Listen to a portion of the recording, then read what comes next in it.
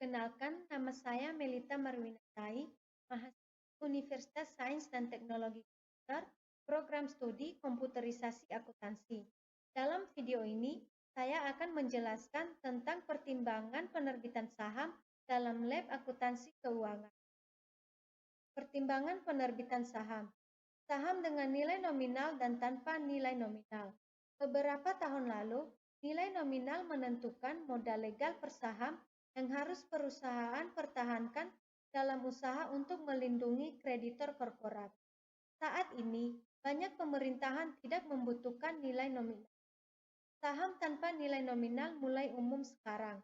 Di banyak negara, Dewan Direksi menentukan saham dengan nilai nominal menjadi tanpa nilai nominal. Modal korporat. Ekuitas diidentifikasi dengan berbagai nama. 1. Stockholders equity atau memiliki sebagian dari perusahaan. 2.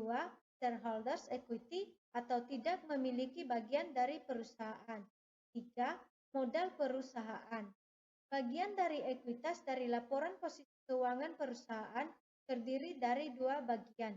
Yang pertama adalah modal saham dan yang kedua adalah laba ditahan atau earned capital. Akuntansi untuk penerbitan saham biasa. Penerbitan saham biasa untuk jasa atau aset non-kas. Perusahaan dapat juga menerbitkan saham untuk jasa atau pengacara atau konsultan. Untuk aset non-kas atau tanah, bangunan, dan peralatan. Harga perolehan adalah apakah nilai pasar wajar dari pertimbangan yang diberikan atau nilai pasar wajar pertimbangan yang diterima. Mana yang lebih jelas dapat ditentukan. Akuntansi saham treasury. Saham treasury adalah saham milik perusahaan yang diperoleh kembali dari pemegang saham, tetapi tidak dihentikan. Perusahaan membeli saham beredar mereka untuk menerbitkan kembali saham ke pegawai dan pekerja sebagai bonus dan rencana kompensasi saham, meningkatkan nilai pasar saham, memiliki tambahan saham yang tersedia untuk digunakan dalam mengakuisisi perusahaan lain, meningkatkan earnings per share, mengeliminasi investor perusahaan yang tidak puas, mungkin untuk menghindari pengambil alihan. Pembelian saham treasury. Debit saham treasury pada harga yang dibayarkan untuk mendapatkan kembali saham. Saham treasury adalah akun kontra dari akun ekuitas yang mengurangi ekuitas. Penghapusan saham treasury bisa dilakukan di atas harga pokok ataupun di bawah harga pokok, di mana keduanya meningkatkan aset dan ekuitas. Saham preferen. Biasanya, pemegang saham preferen mempunyai prioritas untuk yang pertama, distribusi laba atau dividen, dan yang kedua, aset pada saat likuidasi. Akuntansi saham preferen pada saat penerbitan sama dengan untuk saham biasa. Dividen preferen adalah hak untuk menerima dividen sebelum pemegang saham biasa. Dividen kumulatif adalah pemegang saham preferen harus dibayarkan untuk dividen tahun berjalan maupun dividen yang belum dibayar sebelum pemegang saham biasa menerima dividen, di mana likuidasi preferen. Likuidasi preferen. Sebagian besar saham preferen memiliki preferensi pada aset perusahaan jika perusahaan gagal, memberikan keamanan bagi pemegang saham preferen. Preferensi untuk aset mungkin untuk nilai nominal dari saham atau untuk nilai likuidasi tertentu. Akuntansi untuk penerbitan saham biasa. Penerbitan saham biasa dengan nilai nominal secara tunai. Ilustrasinya, di sini saya menggunakan satu perusahaan yang melakukan penawaran umum perdana atau IPO, yaitu perusahaan PT Bukalapak.com Tbk, di mana Jumlah saham yang ditawarkan dalam penawaran umum perdana pos saham PT Bukalapak.com Tbk adalah sebesar 25.765.504.800 lembar saham baru dengan nilai nominal Rp50 dan harga penawaran Rp850 per saham. Jurnalnya adalah terlebih dahulu kita menghitung jumlah kas, modal saham biasa dan juga premi sahamnya. Caranya, jumlah saham yakni 25.765.504.800 dikali dengan harga penawaran Rp850,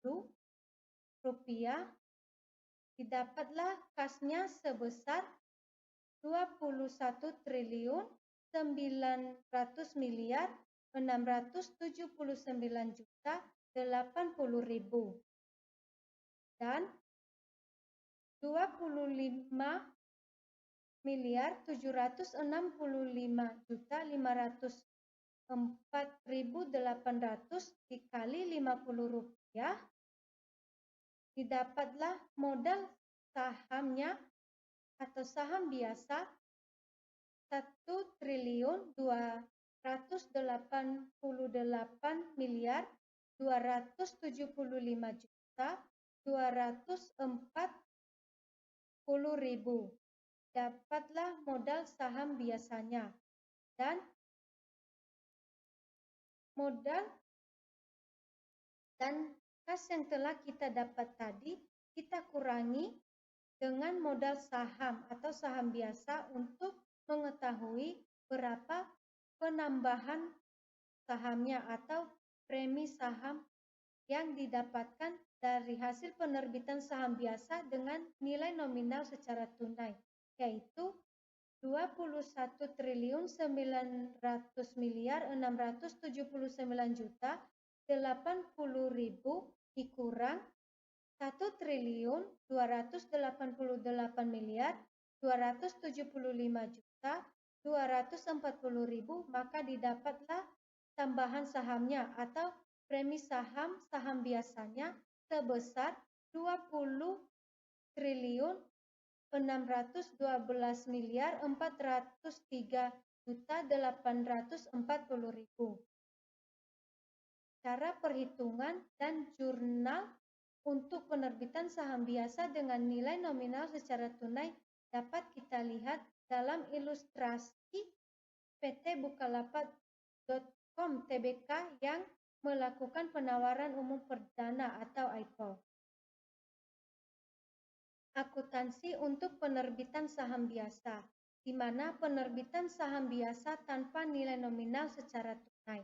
Untuk ilustrasinya, di sini juga saya menggunakan satu perusahaan nyata yang melakukan penerbitan saham, yaitu PT Diamond Food Indonesia Tbk, di mana perusahaan ini melakukan penerbitan saham sebesar 100 juta saham sebesar Rp25 per saham yang ditentukan tanpa nilai nominal dijual dengan harga Rp915 per saham. Jurnalnya adalah terlebih dahulu kita harus menghitung berapa kas, modal saham atau tambahan saham atau sering disebut dengan premi saham. Kemudian baru kita menyiapkan jurnal asumsi tanpa nilai yang ditetapkan yang terdiri dari jurnal kas dan juga modal saham atau saham biasa. Perhitungannya adalah jumlah saham yaitu sebesar 100 juta dikali dengan harga per saham yakni Rp915, maka didapatlah jumlah kasnya sebesar Rp91.500.000. Begitu pula dengan modal saham atau saham biasa, di mana jumlah saham 100 juta dikali dengan Rp25 per saham, maka didapatlah modal saham atau saham biasanya sebesar Rp2.500.000.000.